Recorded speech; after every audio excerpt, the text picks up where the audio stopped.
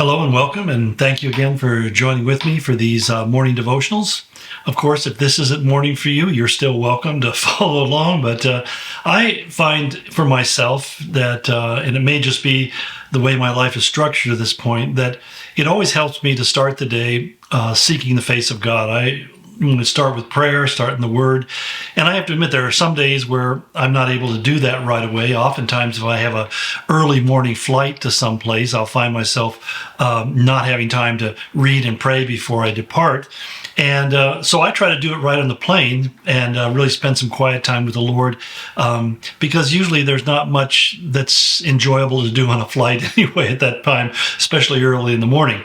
But I hope you're finding these things, these devotionals helpful, as they're really more of the conversations, if you will, and I just really share kind of extemporaneous. I had someone write me saying they would like to have a copy of my notes and my outlines and that I put together for these things, and I have to admit that these are pretty extemporaneous. I simply I give it some thought, and there's some organization into it. Obviously, it takes me some time to put it all together, but I really like to just share from my heart what I feel like God is speaking to me through these passages, and hopefully that has some useful application to your life.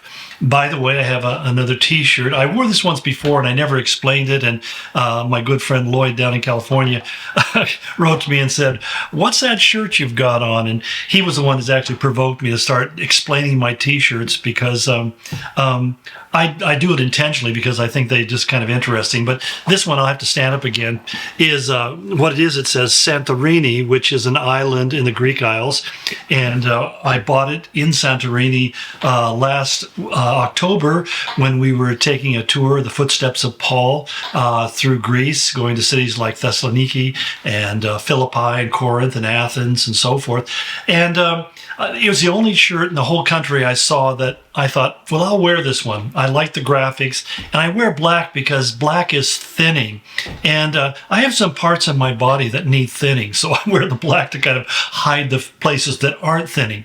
But anyway, that's what's all right. Santorini is one of those places I always wanted to go to, because it's a caldera, which means it's basically a moon-shaped or a sliced moon-shaped type of island that was once a volcano, and it blew up, and all that's left is the caldera now. And what I really wanted to go there, and I didn't get to see because of the way in which we were traveling, but there's the whole series of acrotiri, which is buried 60 feet under with volcanic ash, dating from about 1600 years before Christ. They had hot and cold running water and indoor plumbing, very advanced culture, part of what was called the Minoan culture. And some of us suspect that the eruption of that Thera, which was the name of the volcano now called Santorini, is what brought or really began to bring the end of the Minoan kingdom or empire that really reigned out of the Isle of Crete. But anyway, that's a lot of historical background, but that's how I got the shirt and what the shirt's all about. And you realize that I'm kind of a geek about history and stuff like that. But as we've been going through Titus, and we've been looking at the second chapter of Titus, we come to the passage in verse 15 where Paul is saying that these things that he said before we should teach, and particularly he said in that teaching we should encourage and rebuke with all authority. Now the NIV does something kind of interesting. Various translations actually do this. They take the word encourage here, and they use it really as a summary of two different words, because essentially in the Greek, there's three words here. It says encourage begins with the idea of speaking. It means, in other words, speak with all authority. In other words, you're to use your words in order to declare one's mind and disclose one's thoughts. And this is really kind of, I think, significant in our day and age, because more and more people are becoming silent about what they believe. We've gone through this whole cycle of cancellation on social media. We've gone through criticism by mainstream media of views that may be common amongst Christians. We've faced the isolation of the lockdowns, and we find that many people have just come out of the lockdowns deciding that they're not really interested in maintaining relationships that don't immediately satisfy them. And so there's been a lot of people, what's interesting, who have canceled their relationships relationships, and have left a lot of people wondering, so where did you go and what happened and why are you no longer part of my life? And the answer is that we got used to just unplugging from things that we didn't care to invest ourselves anymore. And that's unfortunate, because one of the most important things we can do is to communicate verbally with other people. And I agree with you that sometimes communicating verbally with other people can be very challenging, very difficult, because in many ways, people in general are becoming less verbally literate. I mean, people don't spend time writing and talking and communicating. In fact, there's one study that suggests that because we use keyboards instead of pens to write things down, that we're actually beginning to eliminate a whole process of processing information. That simply writing things down actually has a aspect of cognitive development that you don't experience when you're typing on a keyboard. And I think that what happens is we find across the board that we're moving increasingly to a place where we're simplifying the language. We're basically creating code words, and it's becoming harder and harder to really sit down and have a conversation with people, because most people aren't really able to process more than 142 or 160 characters like on their X account or their Twitter account or something like that, or TikTok. And so we become so accustomed to seeing things visually that we have a trouble time explaining things verbally. And so when he says that we're to speak to other people, it means we need to have engagement, conversational engagement. That's where learning takes place, is by communicating. In fact, what we're doing here in this format is me sharing with you. Certainly there's a video, but there's obviously nothing very, very enchanting or attractive or mesmerizing about the video. Some of you might find it easier to follow if you just listen to the audio and not look at the video.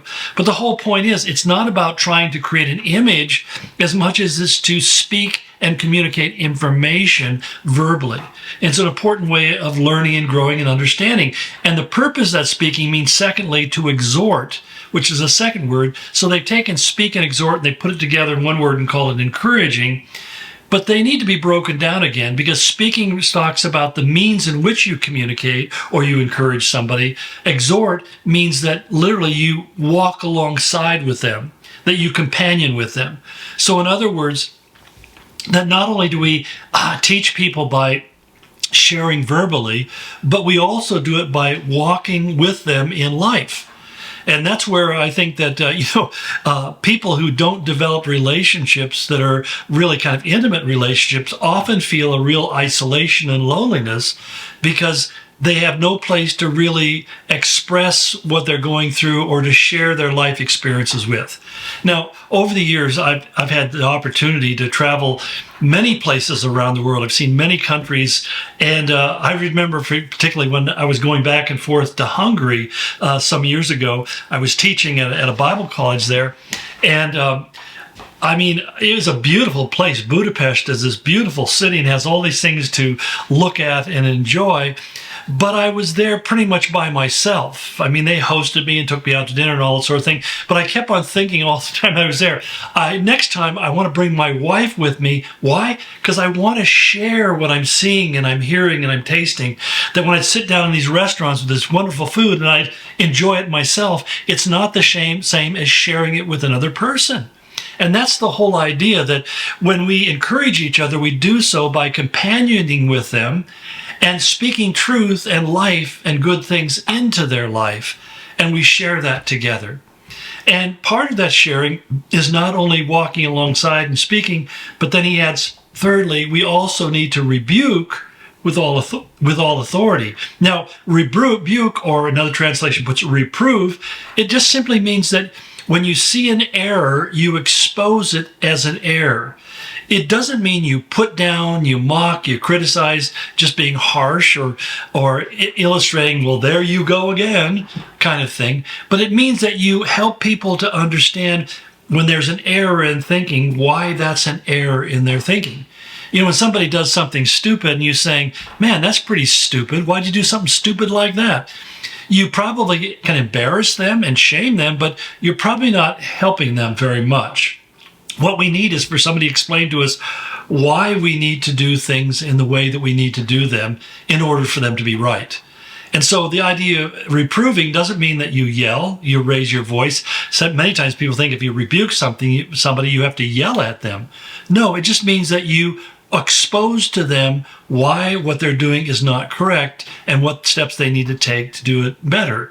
And that's where he said, last of all, that we do it with all authority. What authority? Well, certainly the authority of the Holy Spirit, but most importantly, the authority of the Word, showing people in Scripture why their words, their thoughts, their actions are incorrect. Again, we'll pick this up as we continue tomorrow. God bless you and go in His grace.